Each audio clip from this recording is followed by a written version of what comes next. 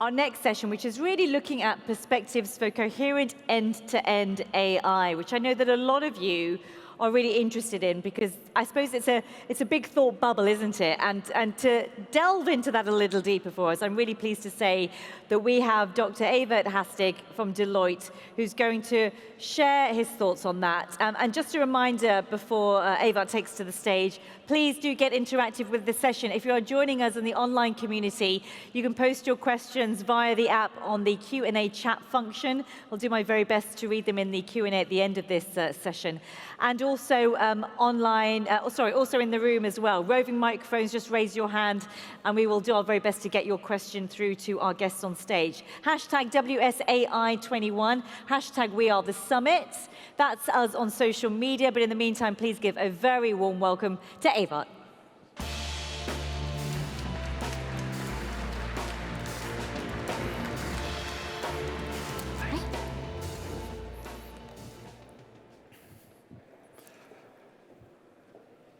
Good afternoon, ladies and gentlemen. I realized that when at an AI conference you bring a photo of a car crash, it normally would be a Tesla wrapped around a lamppost or crashed into a police car or something like that, but not in this case. And the reason for that is that I wanted to tell you a story that's a little bit longer ago, not quite as long ago as this type of vehicle, talk 97, 1998, that sort of time. At the time, I was involved, I was in a team that were doing a proof of concept. We all love our proofs of concept, right? That was doing a proof of concept for an AI model to predict claims on car insurance, right? Bog standard application these days. Back then it was a little bit more novel. And we had this, so we went to this car insurance company, or an insurance company here in the Netherlands. And I was a lot younger than, as you would expect. We were a bit cocky as well. And we had our model, and we said, well, let's do a contest. We'll do a proof of concept, then we'll do a contest afterwards where we'll compare the quality, the predictions of our model with those of your experts, and we'll beat them 2-1. We'll be more accurate than than your experts in more than 2/3 of the cases. And if we do, then you pay us for the proof of concept, and otherwise it's on us. That's how cocky we were. Obviously, it wasn't our money, so that also made it easier. So we had this contest, and it was a very nice setting. So we had their data, we trained our model on their data. My colleague Rob was doing a presentation about how we'd done it and how the technology worked and how cool everything was. And Maarten, another colleague, was actually doing the predictions, getting the data. And on the other side of the podium, we're a team of 3 experts who were assessing cases as well. And at the end of the presentation, there was a score going on. And at the end of the presentation, we had a score of 49 for us and 25 for them. So almost, but not quite. Almost, but not quite twice as many for us. So they didn't have to pay for the pilot. And we thought, well, pity, but this was only a proof of concept. Now we're going to go for the real implementation, right? Now they have seen, maybe not twice as good, but a lot better. So the bottom line has to be really good. So this is where we're going to go, and now we're going to go for the real project. But no, the fact that we didn't actually beat them 2-1 was enough for them, was a pretext, I think, for this particular organization to not pursue this, to stop thinking about using these kinds of models, using AI to predict claims. And with that, they gave up the opportunity to do dynamic pricing, to have better margins, just because they were more comfortable with the way that they were working. And I'm sure that many of us who have done proofs of concept have had similar experiences. A proof of concept that is technically a success, that technically shows that your tool, that your technology, that AI works to solve the solution, and then nothing. And this is something that like I said, I've seen it time and again, and I think there's one problem there, and that's the problem with POCs is that POCs focus on the solution.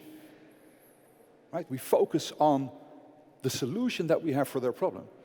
But to quote a colleague of mine from Slimmer AI, maybe we shouldn't be in love with our solution so much, but we should be in love with the problem.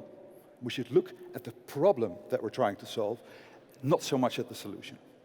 I think that's everything looks like a nail if you have a hammer. That's the kind of dynamic that we're looking at. So you might think, well, that was then 25 years ago. Things must have changed in the meantime. And they have to some extent, but still we see loads of proofs of concept that are not followed up, even if they are, strictly speaking, successful.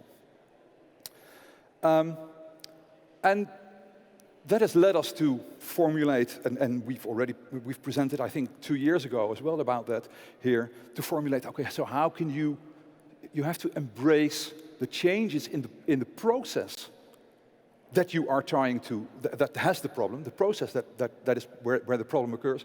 You have to embrace the changes there to be able for the POC to land, to be followed up. So that's moving beyond the POC. But if you think a little bit further than that, then we come to what we call end-to-end AI, which of course is a very fancy term. But what it means is that you comprehensively look at artificial intelligence or at technology, maybe in a wider sense. Comprehensively look at the potential beyond proofs of concept, beyond maybe even point solutions, just small individuals, aware of the risks that they carry, because changes in processes using technology always carries risks, aware of the risk and integrating these solutions across the value chain. So not just one point in your process, but look for opportunities elsewhere. Right? And what I want to do is I want to give you an example of a situation where we've done that, and I want to give you a perspective also on some of the regulations that we might face. So when I'm not speaking to rooms like this, I spend my days at Deloitte in the forensic team, and the forensic team helps our clients combat financial crime. Right? We help them detect fraud or after fraud has occurred, help them to recover what's going on, help them to recover their funds, corruption, those kinds of things. And specifically, we spend quite a bit of time in combating money laundering. We help banks, financial institutions to combat money laundering. And money laundering is a societal problem of substantial magnitude, and the banks are investing loads in combating financial crime, partly because they think that this is good for society, because this stimulates a healthy financial system, but also because they get huge fines from the national banks if they don't. And you can see here, I'm not going to close read this whole image with you. This is just a depiction of the processes going on in anti-money laundering. And you can see that it's a vast array of processes, many different interactions, ranging from verification of identities to establishing sources of funds, transaction monitoring, and whatnot. And I wanted to focus for a second on one step in this vast process, and that's called adverse media search. Right? So when you open a bank account, or when you start, or even these days, if you start to buy an insurance product, the bank may decide, or the financial institution may decide to do an adverse media search. So basically, is there any news out there on the internet, right? Is there any news out there that links the client to nefarious activities, to criminal activities? And do you know how they do that? Do you know? They use Google. They do. So this is strictly speaking. So what they have is they have a template search string, like as you see here, an example: corruption or fraud or bribe or whatever. And then they fill in the name of the client, which is Isabel dos Santos in this example. And then they see what Google hooks up, what Google brings up. Right? And they've got, in the Netherlands, they've got 2 strings, 2 templates, one for English, one for Dutch. right? So strictly speaking, this is a use of AI, right? Because they use Google's search engine, and that's arguably an AI system. But maybe it's not what you expected. It's certainly not what I expected. And fortunately now we see more and more truly intelligent solutions that come about. More and more truly NLP-type systems that scrape news sources, not use Google, but scrape news sources, do entity resolution so that you don't have to use different spellings of the name and so on, that cover dozens of languages, not just the one or two that your analysts may speak, that resolve individual events so that you don't get a whole page using about essentially the same story. They can also differentiate between, is Isabel in this particular case, or is your client, is she the perpetrator or is she the victim of a crime that's being described? So these tools are a fantastic solution for these analysts that now no longer have to type in that name, but can automatically, click a search button and they get the results presented in a nice, digestible format for them. So that's a splendid case of a point solution. But why stop there? Right, so what we are starting to see, and this is by no means common yet in the financial industry, what we are starting to see is that instead of only doing this type of due diligence triggered by maybe some kind of transaction, or triggered by because it's been 2 years since we last had a look. No, what we're seeing is that we're moving from screening based on a trigger to monitoring and using that as a trigger to reassess the relationship with this client. And you can imagine that changes like that will have a huge impact on the processes that work here. Right? So we are talking, so technologically this is not trivial, but it's also not extremely complex. But reorganizing all the processes, getting the whole, getting all of management, all of the various departments that are involved, getting them behind changes like that, and using this technology not in one place, but in 2 places or 5 places, and also doing it to check for what they call politically exposed persons, so people that are elected into office and things like that. That is where the real challenge is, and those are processes that take years. Those are really, really big projects, which for a consulting firm is, of course, good news. So that's one thing. You have to look at the entire value chain, look at the entire customer journey, as they call it in the banks, and then try to spot multiple opportunities and integrate AI into that, and revise the way that you do that. Part of that has to be, these days, governance of these models, right? And this is SR11.7, which is probably the oldest, but at least one of the most widely known regulations, guidances on model risk monitoring, model risk management. And this is specific, or was developed specifically for financial risk models, so credit models and things like that. But we see a lot of implementations of model risk monitoring, model risk frameworks in financial institutions, because they have this background. They have had this for years now, and it provides a very good template also for governance that adheres to the new regulations that are now coming. Right, so the EU, as is well known, are establishing regulations. The Dutch Union of Insurers has published its regulations or its guidance last week, I think, or 2 weeks ago. So guidance is coming our way. And you can't get around having governance on your models. Governance that takes into account the materiality of the models, so the impact if they're wrong, the complexity of the models, that looks at bias, it looks at fairness, but most of all, that places accountability for the use of these models at the right level. Because you can't expect a data scientist to be responsible for the decision to automate a particular part of the process. That decision has to be made at management level, senior management level, right? We have developed an offering called around digital ethics that looks at this kind of stuff. This is a crucial component of proper AI adoption these days, right? Especially if you do it across the value chain.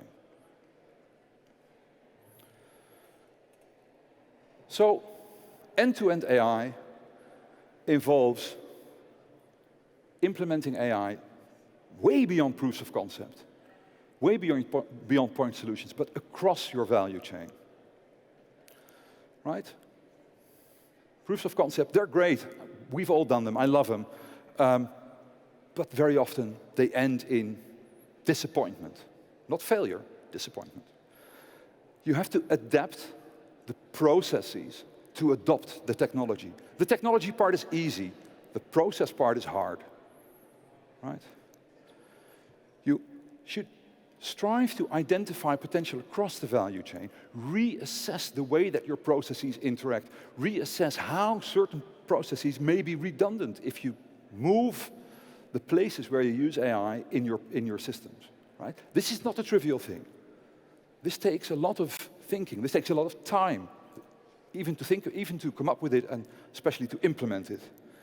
And finally, you need to implement model governance. You have to have a good model risk management framework in your organization. If only for ethical reasons, but for legal reasons as well these days. Ladies and gentlemen, that's all I have time for today, and I'll take your questions now.